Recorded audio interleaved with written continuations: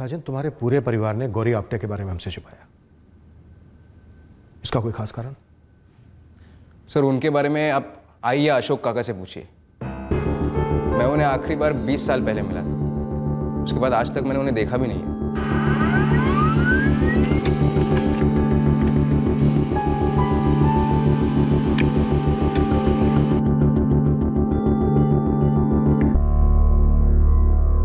Jaydev calling Jaydev? हाँ sir, अजीब है। मैं उस औरत को ट्रेस करने की कोशिश कर रहा था जिसका जिक्र उस नौकरानी कविता ने किया। ये एक नंबर मिला जिससे जयदेव परांजपे की लगातार बातें होती थी। मुझे लगा ये वही औरत होगी जिसका जिक्र नौकरानी ने किया था। आखिरी बार ये फोन 18 तारीख को स्विच ऑन हुआ था, अभी स्विच ऑफ है। और ये नंबर भी जयदेव परांजपे के नाम पर रजिस्टर्ड है, उसी के एड्रेस से। और सिर्फ जयदेव परांजपे को इस नंबर से कॉल्स किए गए।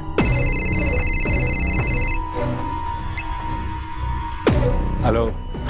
इस बंदे को इसके नंबर के रजिस्टर्ड एड्रेस से ढूंढना तो आसान नहीं होगा, क्योंकि वो एड्रेस तो जयदेव परांजपे का ही एड्रेस है। सर, एक ही तरीका है इस नंबर को ट्रैक करने के लिए, इसकी पिन पॉइंट लोकेशंस को ट्रेस करना है, जहां से कॉल्स किए गए या फिर रिसीव हुए। या जिस मोबाइल में सिम कार्ड एक्टिव था उस मोबाइल की IMEI को ट्रैकिंग पे डाल सकते हैं। हो सकता है कोई दूसरा सिम उसमें एक्टिव हो।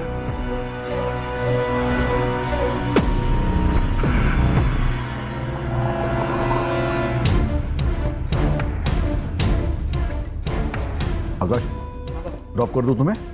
नहीं पापा, आज मैं खुद से चला जाऊंगा क्योंकि लेक्चर थोड़ा लेट से है ना, इसलिए।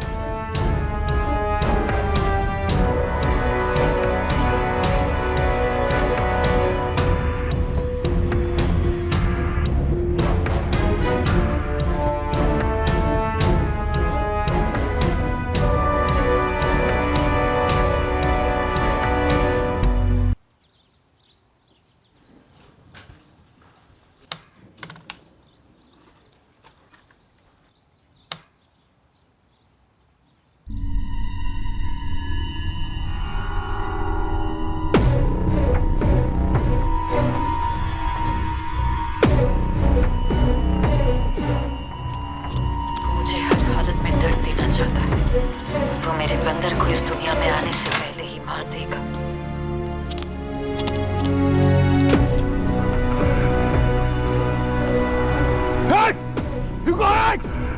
रुको! रुको! रुको! रुको!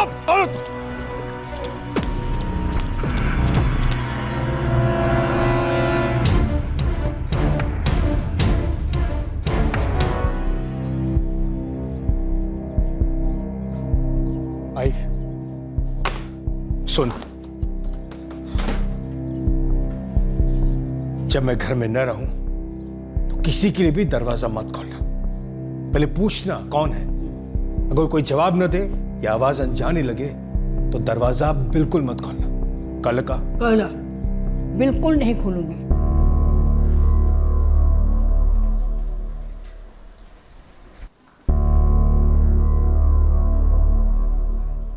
Can I see your return tickets, please, sir?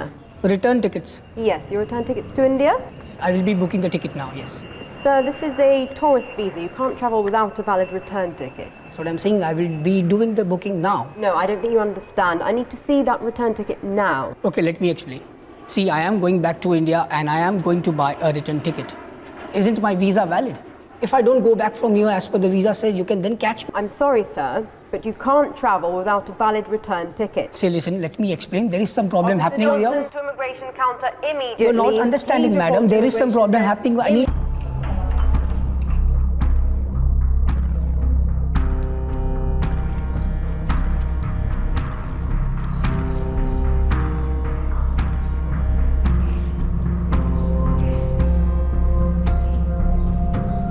कल रात फिर पीकर पीटा है मुझे, जानवरों की तरह।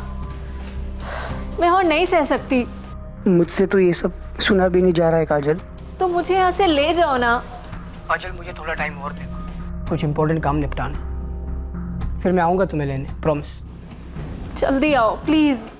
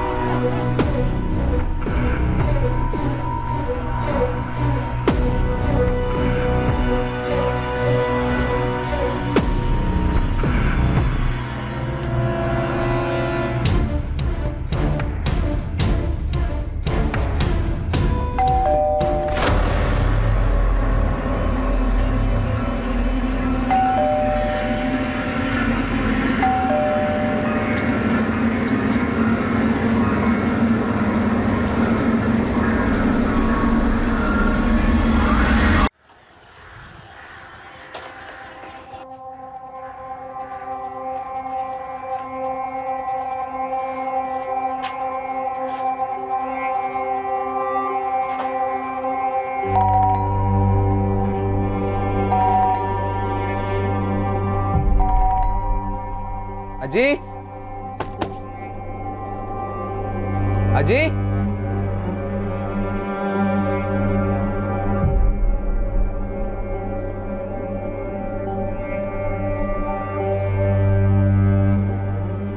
राजन, क्या हुआ है?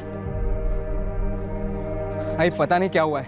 मैं जब आया तब गेट खुला था और ये दरवाजा भी खुला था। जयदेव काका की गाड़ी भी नहीं है और जयदेव काका और आजी का फोन भी नहीं लग रहा है। भाई कुछ तो हुआ है। मैं पुलिस को फोन करता हूँ अभी के अभी।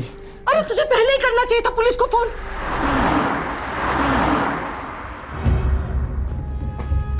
सर मैंने ही फोन किया था आपको। अंदर फ्लोर पर खून के धब्बे।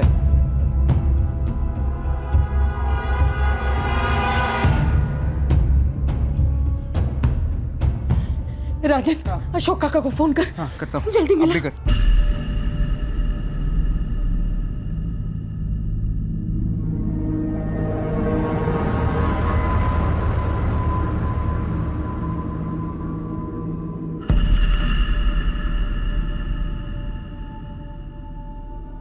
दूसरा कमरा भी चेक करो। राजन कह रहा था कि उसकी दादी आशा लता भी यहीं रहती है। उस कमरे में भी लाश है।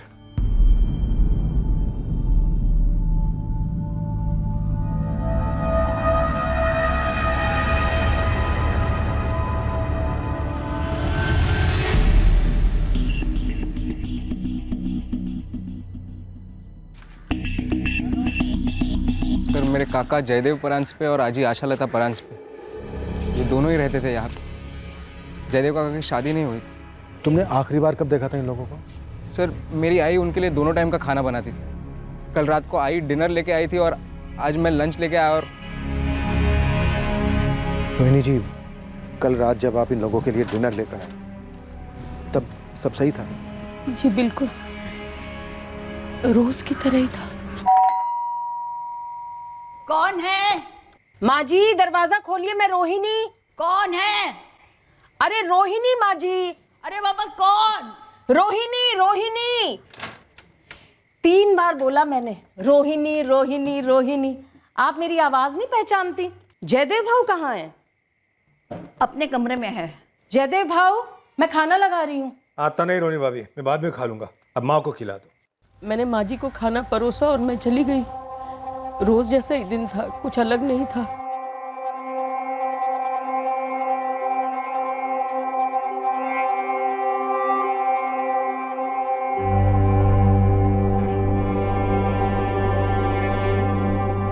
ये राजन आज दोपहर का खाना लेकर आया था, लेकिन लगता नहीं कि जयदेव जी और उनकी माँ आशालता जी ने आज सुबह नाश्ता किया था। कल के बर्तन भी अभी तक धुले नहीं। क्या सुबह से कोई काम वाली बाई भी नहीं आई होगी? हाँ सर, एक काम वाली बाई आती है। नाव कहती साई? शायद कविता। वो कॉलोनी के और घरों में भी काम करती है। राजन, तुम्हारे काका जयदेव परांजपे की गाड़ी का नंबर मालूम है तुम्हें? नहीं सर, गाड़ी के पेपर्स देखने होंगे, शायद अंदर होंगे। ठीक है, अंदर चल के बताओ क्या क्या मिसिंग है, जितना तुम्हें याद हो। MHX149D1 रेड कलर के सेडान कार है। कल रात से लेकर आज सुबह तक के बीच में लेके गए होंगे हत्यारे। अगरकर कॉलोनी और उसके आसपास जितने भी कैमरा हैं, सबके CCTV फुटेज चाहिए मुझे तुरंत।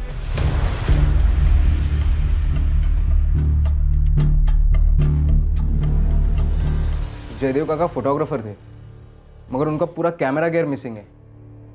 Cameras, lenses, laptop. सर, अलमारी के डोर से 1000 रुपये मिले हैं।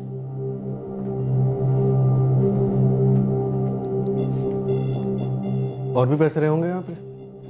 सर जयदेव काका घर पे कितने पैसे रखते थे ये मैं नहीं जानता, मगर उनके वॉलेट में कई सारे डेबिट कार्ड्स और क्रेडिट कार्ड्स रहा करते थे। वॉलेट भी मिसिंग है। तुम्हारे जयदेव काका प्रोफेशनल फोटोग्राफर थे? जी सर, वाइल्ड लाइफ फोटोग्राफर। उन्हें कई सारे अवार्ड्स मिले थे।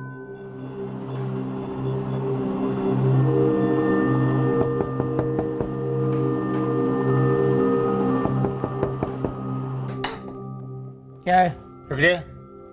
इकड़े क्या हुआ? ये गाड़ी तुम्हारी है? हाँ, मेरे बॉस की गाड़ी है। 2-3 दिन के लिए इधर ही रहेगी। क्यों, कोई प्रॉब्लम है? ये जगह उनकी है जिनका अपना घर है, भाड़ोत्रियों की नहीं है। क्यों? मैंने गाड़ी लगाई है तो जलन हो रही है? ए, चुप कर। चुपचाप गाड़ी को ले जा, वरना तेरे मालिक पुरोहित को बता दूंगा, फोन कर दूंगा अभी। ठीक है, जो होता है वो कर लेना, ठीक है? मैं किसी के बाप से नहीं डरता और ये गाड़ी नहीं हटेगी। मैं पुलिस को बुलवा रहा हूँ, जब वो टो करके ले जाएगा फिर मत कहना। कल रात को तो हमने ऐसे कोई आवाज़ नहीं सुनी, लेकिन कोई जोर जबरदस्ती घुस भी जाता तो चिल्लम चिल्ली तो होती ना। हाँ, हमने भी ना कुछ देखा ना सुना, और वैसे भी आशा जी तो कम ही घर से बाहर निकलती थी। हाँ, दूध वाला, पेपर वाला, किसी का तो आना जाना होता होगा जयदेव ट्रांसपे के घर। अब उनके घर कोई आए जाए, हम कहाँ हिसाब रखते बैठेंगे ना मैडम। हमारे घर के काम निपटाते निपटाते ही हमें टाइम नहीं मिलता है। जयदेव जी के यहाँ ना कविता काम किया करती थी, मैंने उसे फ़ोन कर दिया है, अभी आती ही होगी। सर हर रोज़ की तरह सुबह 8 बजे से ड्यूटी पर हूँ। तब से कोठी नंबर 7 से मेरा मतलब है कि परंजबे जी की कोठी से ना कोई आवाज़ आई और ना सर मैंने किसी को आते जाते देखा कि जिस पे शक किया जाए। लोकेश, कल रात को 7:30 बजे रोहिणी जी के आने के बाद जयदेव जी के घर पे और कोई आया था? जी नहीं, मेरी ड्यूटी 8 बजे तक थी सर, तब तक सर कोई भी नहीं आया था। अगर सर कोई आया भी होगा ना तो जो नाइट वाला वॉचमैन नितिन है उसको पता होगा। सर ये नितिन आ गया सर, ये नाइट शिफ्ट पे था सर।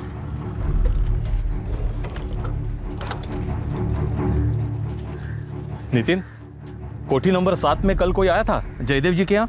नहीं साहब, कल तो कोई नहीं आया उनके घर पे, और 11:15 बजे करीब जयदेव साहब खुद बाहर गए थे। कार लेकर गए थे? हाँ साहब, सीसीटीवी फुटेज दिखा दो ना शरद साहब। फुटेज ट्रांसफर हो रहा है, लेकिन एक बात मेरी समझ में नहीं आ रही है।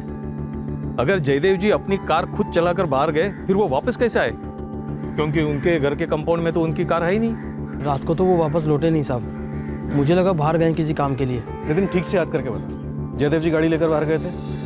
हाँ साहब, गाड़ी तो जयदेव जी की ही थी। गाड़ी कौन चला रहा था? जयदेव जी? ठीक से देखा तूने?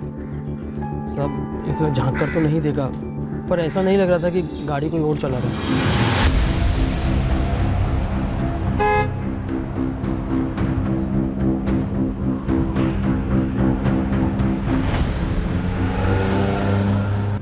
सर, ये है सीसीटीवी फुटेज। सर। अरे ओ मैडम, जो पूछना इधर ही पूछ लेने का ना, मेरे को और तो घर के काम भी खत्म करने हैं। अरे अपने घर का खाना भी पकाना है मेरे को। ज्यादा टाइम नहीं लगेगा अगर तू कहानी ना पकाए तो। बैठो। अरे मैं कहानी काहे को पकाएगी? हाँ, अरे हट हट। मैं किस पे शक कर सकता हूँ सर? देखो राजन, डेथ कब हुई ये हमें पोस्टमार्टम रिपोर्ट आने के बाद ही पता चलेगा। घर में फोर्स एंट्री के कोई निशान नहीं मिले, मतलब ज़रूर दरवाज़ा किसी के लिए खोला गया, लेकिन जैसा कि आप लोग बता रहे हैं उससे तो यही लगता है कि जयदेव काफ़ी चौकन्ने किस्म के इंसान थे, किसी अजनबी के लिए दरवाज़ा नहीं खोलते थे।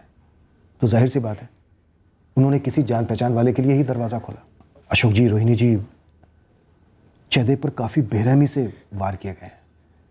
उनकी, आशा लता जी की किसी के साथ कोई दुश्मनी थी?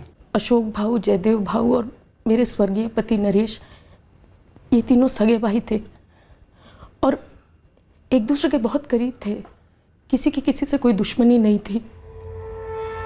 अब जयदेव भाऊ का अलग से किसी के साथ कोई मसला हुआ हो तो वो हम दोनों को नहीं पता। क्यों अशोक भाऊ?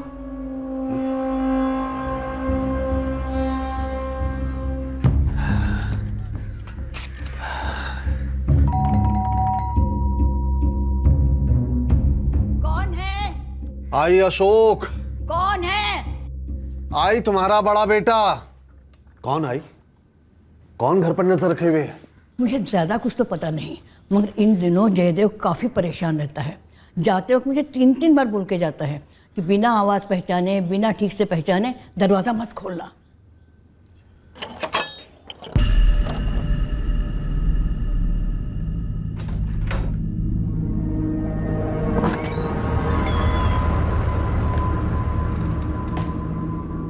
अरे अशोक भाऊ, कैसे हो भाऊ? मैं ठीक हूँ, तू बता जयदेव। अरे ये कौन लोग हैं जो घर पर नजर रखे हुए? पता नहीं, ऐसा मुझे लगता है भाऊ। कोई झगड़ा तो नहीं हुआ तेरा? तुझे किसी से कोई खतरा है? तो जयदेव ने किसी खतरे के बारे में बताया आपको? जी नहीं, कुछ नहीं बताया। कब की बात है अशोक जी? यही पिछले हफ्ते की। मैं ऐसे ही आई से मिलने गया था, तब उन्होंने बताया। क्या जयदेव आप लोगों से कुछ छुपा रहे थे? शायद उनके फोटोग्राफी के प्रोफेशन को लेकर कुछ छुपा रहे हो? सर जयदेव काका कई फेमस वाइल्ड लाइफ मैगजीन्स के लिए काम करते थे, मगर उसके बारे में हम ज़्यादा नहीं जानते। कौन डिटेल दे सकता है इस बारे में राजा? मैं पता लगा सकता हूँ सर, शायद इंटरनेट पे से पता चल जाए वो कौन से पब्लिकेशंस के लिए काम करते थे। सर जयदेव काका का अपनी प्रोफेशन में काफ़ी नाम था।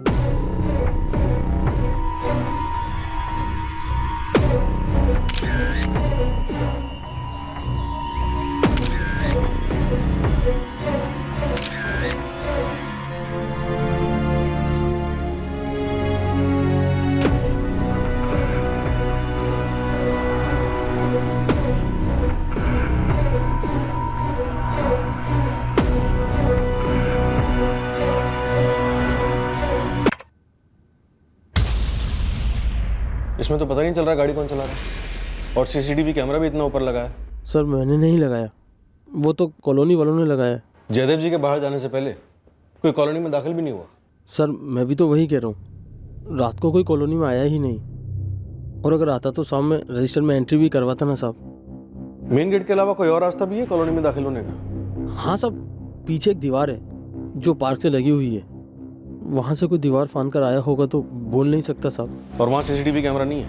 नहीं है साहब, वैसे भी जयदेव साहब रोज शाम को उस पार्क में टहलने जाते थे। जयदेव भाऊ के घर सुबह 8 से 9, 1 घंटे में झाड़ू पोछा बर्तन सब करके जाती थी मैं।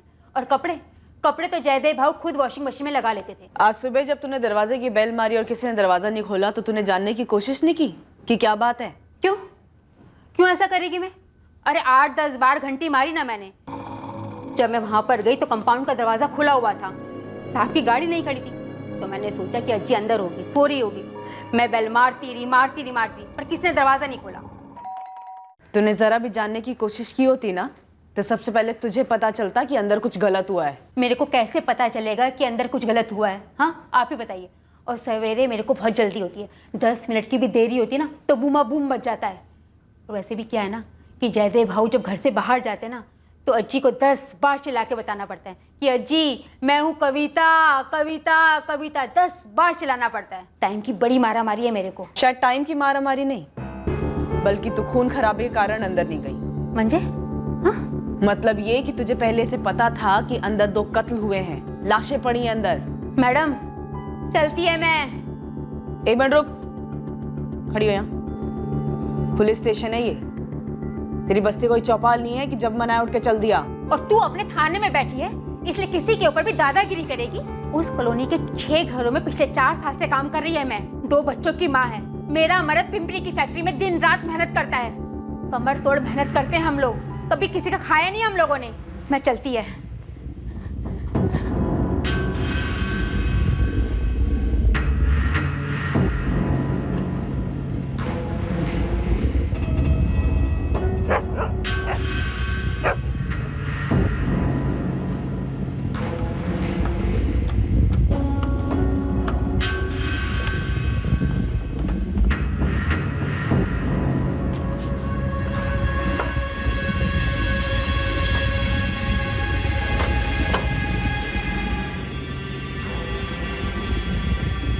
जयदेव प्रांजपे पे 14 वार हुए, वो भी बहुत गहरे वार, छुरे से। छुरा बड़ा रहा होगा लेकिन चौपर जितना भी नहीं। पर एक बात होता है कि स्टैबिंग जो है वो बहुत ही जोर लगा करके की गई होगी। 14 वार हुए, पर किसी ने कोई चीखना चिल्लाना नहीं सुना। जहाँ तक मुझे लगता है कि विक्टिम को रिएक्ट करने का मौका ही नहीं मिला, क्योंकि ये हमला अचानक से हुआ होगा। मतलब जयदेव को पता ही नहीं होगा कि वो शख्स जयदेव पर इस तरह से हमला करने वाला है। और जयदेव की माशाल्लाह था, इनका गला घोटा गया ना। That's right. ये देखिए, इनके दाहिने कंधे की ये हड्डी टूटी हुई है, और जहाँ तक मेरा ख्याल है ये बेड से उठी होंगी और कातिल ने इनका गला पकड़ करके पीछे की तरफ बहुत जोर से धक्का दिया होगा। ये जो इनके गले पे उंगलियों के निशान हैं, फॉरेंसिक ने इसे कलेक्ट कर लिया है। मौत की टाइमिंग डॉक्टर? कल रात यही कोई 10-11 के बीच में, क्योंकि इन दोनों के पेट से अनडाइजेस्टेड खाना मिला है।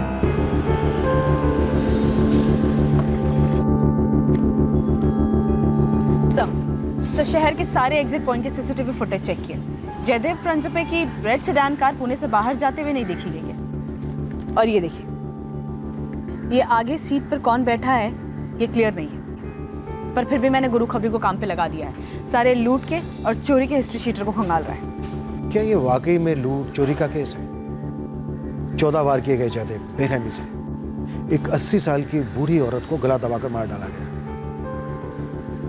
मुझे गहरी नफरत की बू आ रही है। सर, कुछ पब्लिकेशन हाउसेस के नंबर मिले हैं जिनके लिए जयदेव फ्रांस पे फ्रीलांस काम करता था। मैं उनसे बात करती हूँ।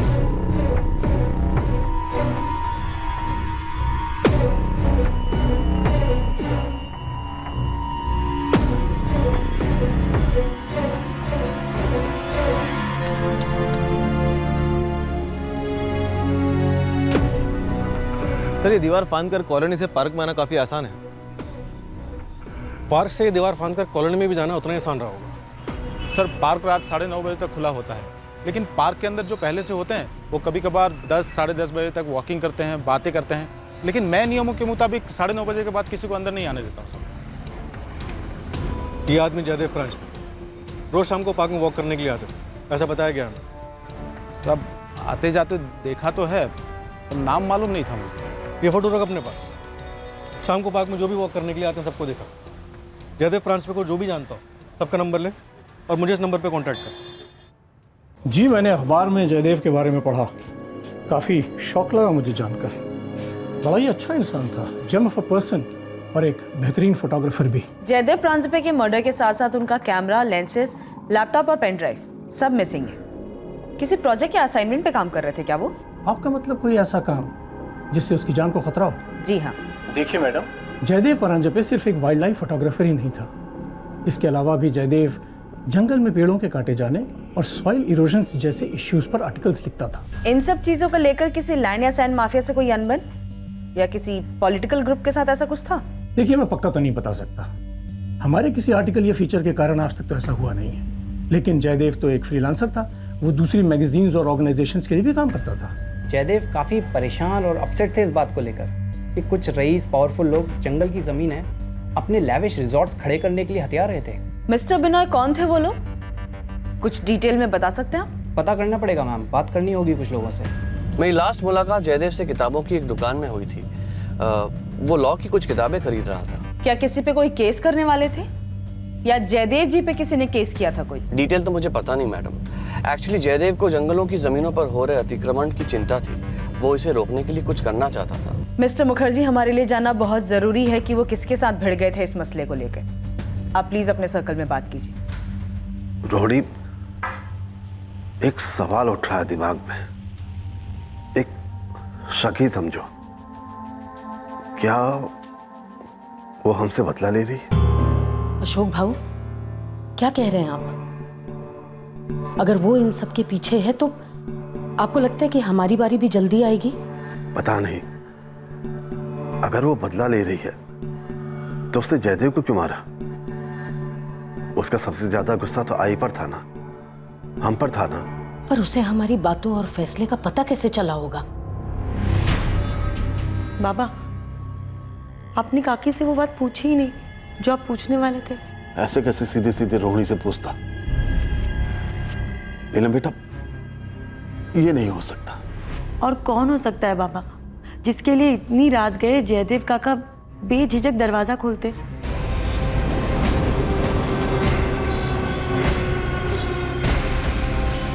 आशालता प्रांजपे और जयदेव प्रांजपे, इन दोनों की कॉल रिकॉर्ड्स हमें तुरंत चाहिए। हमारे लिए पता करना बहुत जरूरी है कि उनके घर आने से पहले किसने उनको कॉल किया था। मैडम, जयदेव प्रांजपे और आशालता प्रांजपे दोनों के फोन IMEI ट्रैकिंग पर डाल दिए हैं, लेकिन फोन अभी तक एक्टिवेट नहीं हुए। दीपाली साइबर टीम से रेगुलर कांटेक्ट में रहो, उनसे बोलो लगातार चेक करते रहे।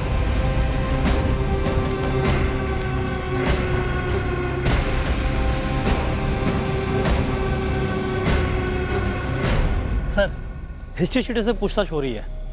ये जो कैमरे और लैपटॉप चोरी हुए हैं, कहीं इनमें तो कोई राज नहीं छुपे हुए या कोई आपत्तिजनक चीज छुपी हुई इसमें? ये एंगल भी है हमारा, पर अभी तक कुछ ठोस नहीं उभरा। सर, ये जयदेव और उसके बड़े भाई अशोक के बीच एक मंझला भाई भी था, नरेश, जो ऑफ हो गया।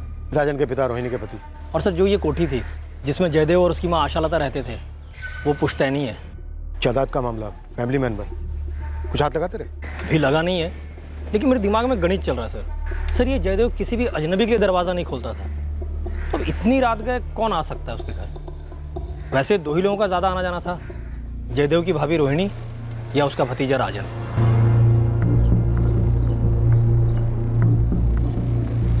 गौतम जी।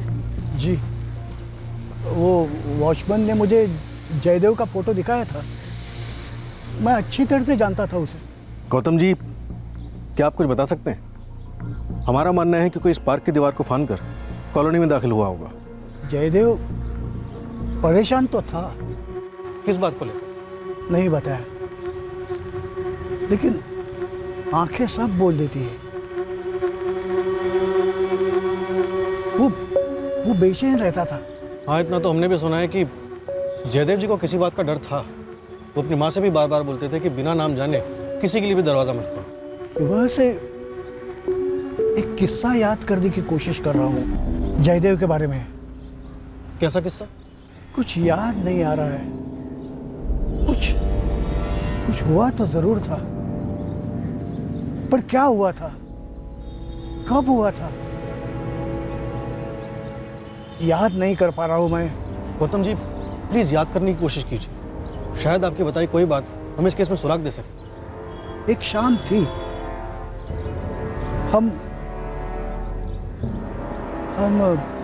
लाफ्टर क्लब वाले लोटपोट हो रहे थे।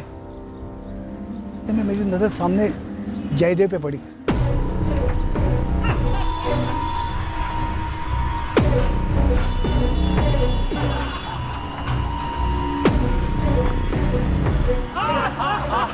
मैंने पूछा उसको इतना परेशान क्यों है, पर वो बात टालता गया। क्या उन्होंने कभी लैंड माफिया या जंगल माफिया का जिक्र किया आपसे, जिसके खिलाफ वो लिखा करते थे? मुझे अपने दिमाग पे जोर देना होगा। कुछ था जरूर, पर मुझे याद नहीं आ रहा है। देखो मैडम जी, मैं बोलने को तो बोल दूंगी, लेकिन मेरा नाम नहीं आना चाहिए, नहीं तो लोग कहेंगे कि भाग्यश्री चुगली करती है। निश्चिंत रहो, तुम्हारा नाम नहीं आएगा। आप वो कविता से दोबारा पूछताछ करो। क्यों? उसने कुछ बताया क्या? वो कविता मेरे घर में भी काम करती है ना, तो काम करते करते उसने मुझे कहा कि कोई तो औरत है। औरत है? कौन औरत? ये बात आप कविता को ही पूछ लीजिए ना।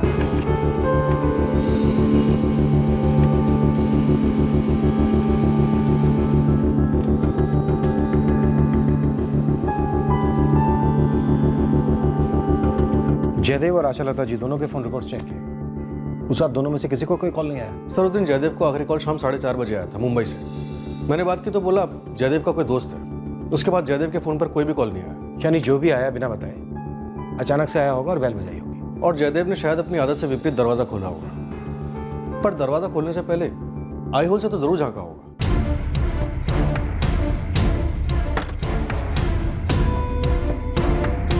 सर, मुझे जयदेव के भतीजा राजन पर शक हो रहा है। शायद वो झूठ बोल रहा है। दरवाजे पर खून के धब्बे देखकर वो अंदर ही नहीं गया। मुझे तभी डाउट हुआ था शायद उसकी मां रोहिणी भी मिली हुई, शायद कोठी का कोई मामला, या शायद जयदेव के बड़े भाई अशोक भी शामिल। उनके हाव-भाव दुख से ज्यादा टेंशन के लग रहे थे। हो सकता है इन लोगों ने मिलकर कोई झूठी कहानी रची। और वो नौकरानी कविता, वो भी तो शामिल हो सकती है। कह रही है कि उसने बार बार बैल बजाई, 10 मिनट तक दरवाजे के बाहर खड़ी रही, फिर भी उसको पता नहीं चला कि दरवाजा खुला हुआ है। कौन सी औरत की बात की थी मैं, और किसने बताया तुमको? एक पत्ती का माँ, वरना बुलाऊंगी अभी तेरे आदमी को, तेरे बिरादरी के सारे लोगों को, उसके बाद सबसे पूछताछ होगी। अब तू देख ले कि क्या करना है। आदमी को बीच में क्यों लेकर आती हो? हाँ, तो फिर औरत का नाम बोल। मेरे को उस औरत का नाम तो नहीं पता। मैंने तो बस ऐसे ही बोल दिया था कि उस औरत से पूछताछ करनी चाहिए। इस औरत से? अरे वही औरत जो जयदेव भाऊ को फोन किया करती थी। जब मैं जयदेव भाऊ के घर काम करती थी तो मैंने कई बार देखा कि जयदेव भाऊ को कोई फोन आता था और वो पक्का किसी औरत का था। तुझे कैसे पता होता था कि औरत का ही फोन है? मैं एक औरत है, आदमी की आवाज और उसकी हंसी दोनों से पहचान जाती है।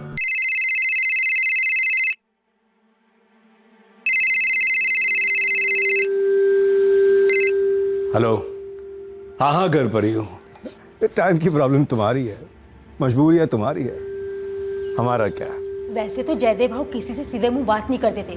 अरे हंसना मुस्कुराना तो बहुत दूर की बात है, लेकिन जब उस औरत का फोन आता था तो जयदेव भाऊ का थोपड़ा एकदम गुलाबी हो जाता था। ये फोन करने वाली औरत है कौन? ये तो मेरे को नहीं पता। मैंने तो बस जयदेव भाऊ के हाव भाव से पहचान लिया कि हो ना हो वो किसी औरत से ही बात करते थे।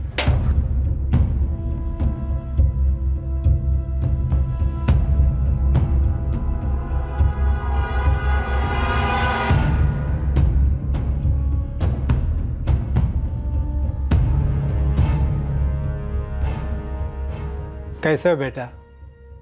कल से इतनी बार ट्राई कर रहे तुझे। आई बाबा, सॉरी, मैं एक्चुअली आपका मिस कॉल देख रहा था लेकिन उठा नहीं पाया, बॉस के साथ था ना। खाने सोने पे जरा ध्यान दो बेटा। तेरे खाने की यहाँ बहुत याद आती है। कैसे हो आप दोनों? हम दोनों ठीक है बेटा। बेटा, ये तेरे लिए कब मुमकिन होगा कि तू थोड़े से पैसे हमारे लिए भेज दे? यहाँ बैच की रकम इतने बढ़ते जा रही है। जो थोड़ा बहुत भेज सको भेज दो। कल साहूकार घर आया था, बोला है कि अगर इस महीने कुछ नहीं दिया तो हमारे खेत का कुछ हिस्सा ले लेगा। बाबा प्लीज, आप जरा भी टेंशन मत लेना, मैं हूं ना। देखो आप, मैं इस महीने आपको जरूर पैसे भेजूंगा। हाँ बाबा, बॉस बुला रहा है, मैं अभी भी ऑफिस में हूँ, लेकिन आपको रात को जरूर फोन करूंगा घर से।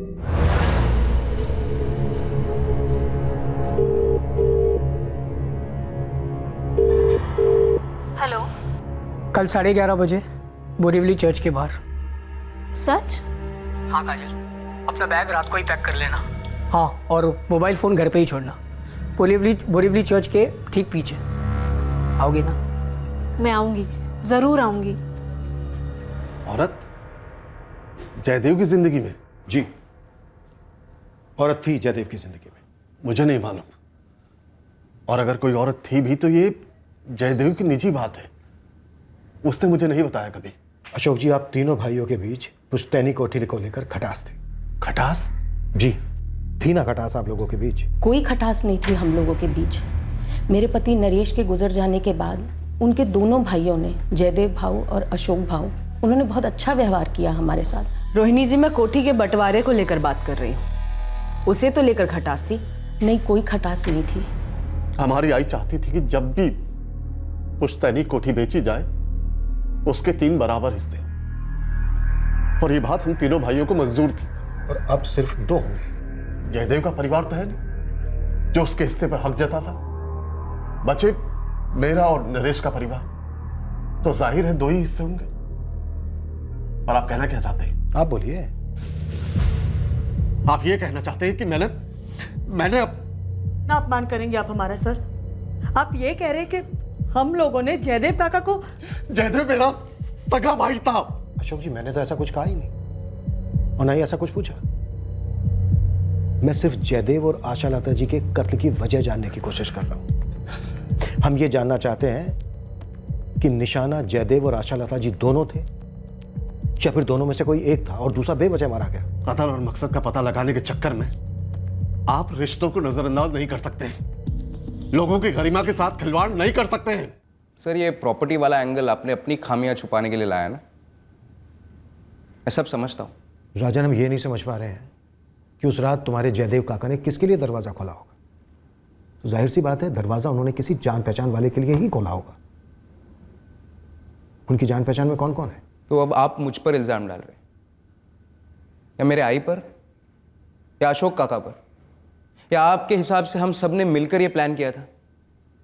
सर, अगर ऐसा है ना तो एक छोटी सी डिटेल आप मिस कर रहे हैं। मेरे पास जयदेव काका की कार मिलनी चाहिए ना, वो मिली आपको? सब पता चलेगा, पता चलेगा राजन।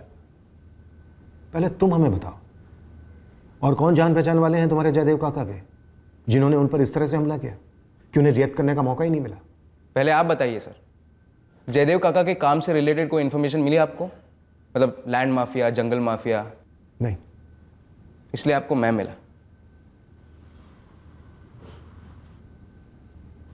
With all due respect sir, एक बात प्लीज समझ लीजिए, ना मैं ना परांजपे परिवार से कोई भी जयदेव काका और आजी के मर्डर में इन्वॉल्व है। सर, वो हमारे घर के लोग थे, और आपकी ड्यूटी बनती है कि आप हमें न्याय दिलाएं, ना कि हम पर ब्लेम डालें।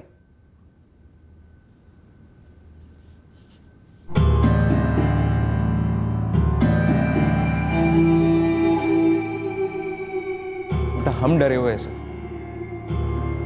पहले उसने जयदेव काका और आजी को मार डाला, और अब शायद हमारा नंबर होगा। क्यों डर लग रहा है तुम लोगों को?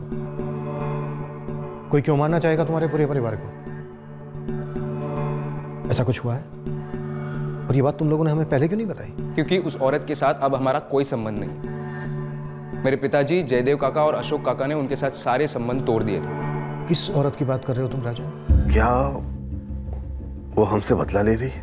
अगर वो इन सब के पीछे है तो आपको लगता है कि हमारी बारी भी जल्दी आएगी? मेरे पिताजी जयदेव काका और अशोक काका की एक सगी छोटी बहन है, गौरी आप्टे नाम है उनका, मगर अब वो कहाँ है ये हम नहीं जानते। और तुम लोगों को डर है कि शायद गौरी आप्टे तुम लोगों को मार डालेगी। क्यों करेगी वैसा? क्योंकि वो अब हमारे परिवार का हिस्सा नहीं है सर। हमने उससे सारे रिश्ते तोड़ दिए, इसलिए शायद वो शायद पता नहीं है सर, पता नहीं ये सब सच है या वहम है या क्या है।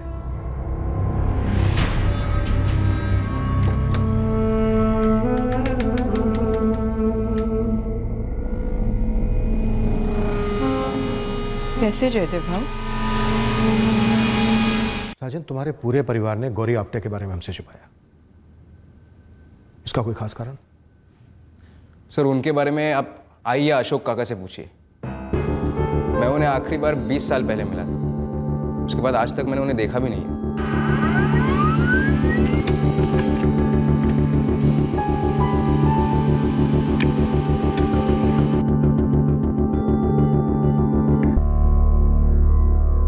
जयदेव कॉलिंग जयदेव? हाँ सर, अजीब है। मैं उस औरत को ट्रेस करने की कोशिश कर रहा था जिसका जिक्र उस नौकरानी कविता ने किया। ये एक नंबर मिला जिससे जयदेव परांजपे की लगातार बातें होती थी। मुझे लगा ये वही औरत होगी जिसका जिक्र नौकरानी ने किया था। आखिरी बार ये फोन 18 तारीख को स्विच ऑन हुआ था, अभी स्विच ऑफ है। और ये नंबर भी जयदेव परांजपे के नाम पर रजिस्टर्ड है, उसी के एड्रेस से। और सिर्फ जयदेव परांजपे को इस नंबर से कॉल्स किए गए।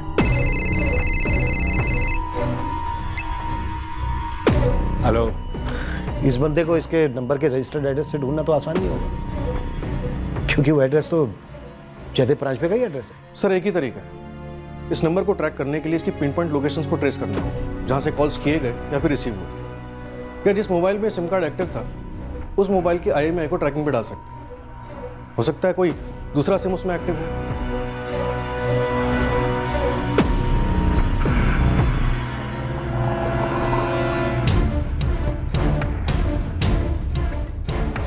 आकाश, ड्रॉप कर दूं तुम्हें? नहीं पापा, आज मैं खुद से चला जाऊंगा क्योंकि लेक्चर थोड़ा लेट से है ना, इसलिए।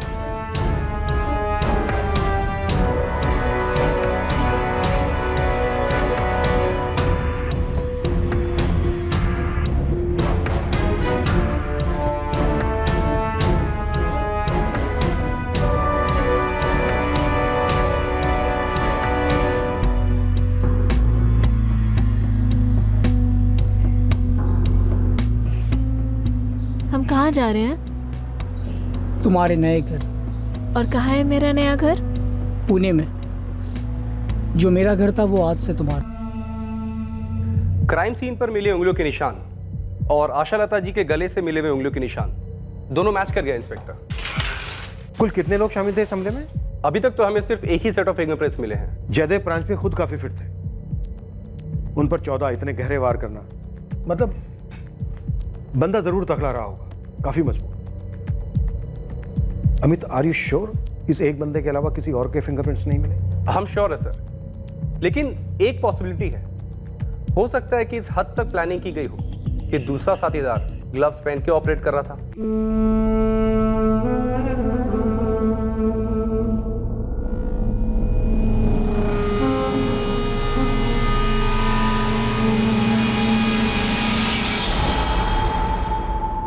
फॉरेंसिक टीम का कहना है कि हमलावर एक ही था, शायद जवान था।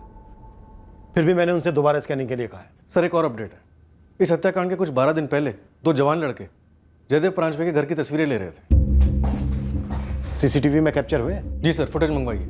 कॉलोनी के चेयरमैन ने बात बताई, वो कल ही अब्रॉड ट्रिप से वापस लौटे। सर मैं कल ही लौटा अब्रॉड ट्रिप से, मैं 15 नवंबर को गया था यहाँ से। और सर अजीब बात यह है कि 7 नवंबर को जयदू जी मेरे पास आए थे और उन्होंने 6 नवंबर की CCTV फुटेज मांगी थी।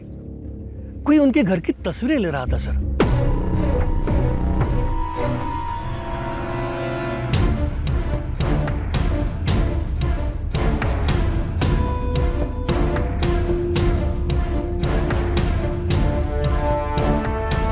ये 2 थे जयदेव जी? बिल्कुल यही 2 थे। मैंने इनको आवाज भी लगाई तो ये भाग गए। फिर मैं तुरंत वॉचमैन लोकेश को पूछने गया, वो केबिन में था ही नहीं। अरे उसने तो इन दोनों को ना आते देखा है ना जाते। सर उस समय इस बात पे इतना ध्यान नहीं दिया था, इतना सीरियस नहीं लगा था तुम्हें। हमें सीसीटीवी की फुटेज तुरंत चाहिए वसुदेव जी। पूरी कॉलोनी में फोटो घुमाई, पर कॉलोनी में तो किसी ने भी इन दोनों लड़कों को नहीं पहचाना। गुरु खबरी से कहो कि पता लगा ये दोनों लड़के कौन है, कहीं इनका कोई क्रिमिनल रिकॉर्ड तो नहीं है। अशोक जी रोनी जी आ रहे हैं? Yes sir. वैसे सर जब उनसे फोन पे बात हुई तो उन्होंने इतनी हिंट दी कि उनकी जो छोटी बहन गौरी आप्टे 20 साल पहले उसकी किसी से शादी हुई, फिर उसने उसे छोड़ दिया किसी दूसरे के लिए, धोखा दिया। क्यों, कुछ बोले? नो सर, इसके अलावा ज्यादा कुछ नहीं बोले। मैंने सोचा यहाँ आ जाएंगे तो डिटेल में बात हो जाएगी। काका जो है असलियत वो बता दीजिए, अब जो है वो है।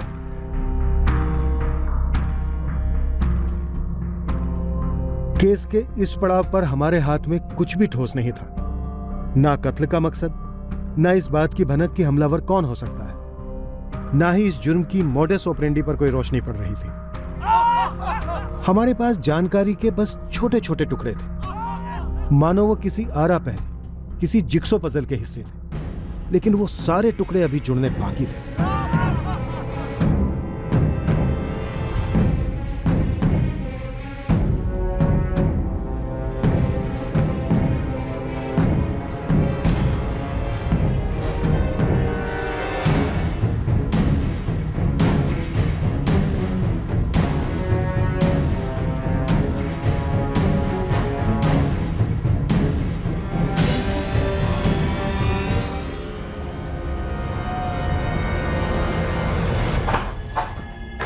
एक और काम मिला है। भाई ये काम करते करते हमारी जिंदगी का असली मकसद मत भूल जाना। तो सवाल ही पैदा नहीं होता भाई, ये बहुत छोटा सा काम है, दिन वेस्ट नहीं करेंगे, आज रात को ही निपटाना है। वैसे इस काम के हमें पैसे तो अच्छे मिलेंगे ना? काफी अच्छे मिलेंगे। केस के इस पॉइंट तक हमारी तरफ से हुए सिर्फ 2 असेसमेंट सही साबित होने वाले थे। पहला ये कि हमलावर पार्क की दीवार फांदकर जयदेव परांजपे की कॉलोनी में दाखिल हुआ, और दूसरा ये कि हमलावर कोई जवान लड़का था। पर कत्ल का मकसद क्या था? मास्टरमाइंड कौन था? क्या कोई और भी उसका शिकार होने वाला था? इन सभी सवालों के जवाब से हम कोसों दूर थे। हमारे लिए इस वक्त सबसे जरूरी था उन 2 लड़कों तक पहुंचना जो जयदेव परांजपे की कॉलोनी में स्पॉट हुए थे। हमें अभी तक परांजपे परिवार के 3 भाइयों की छोटी बहन गौरी आप्टे के बारे में बहुत कुछ जानना बाकी था। हमें अभी ये भी पता नहीं था कि एक और नौजवान का इस केस में क्या रोल था, जो उस शाम पार्क में मौजूद था जब जयदेव परांजपे वॉक कर रहे थे और किसी बात से परेशान थे। ये सारी जानकारी हासिल कर, उन्हें जोड़कर इस केस को हल हम कल के एपिसोड में करेंगे। क्राइम पेट्रोल सतर्क। जय हिंद।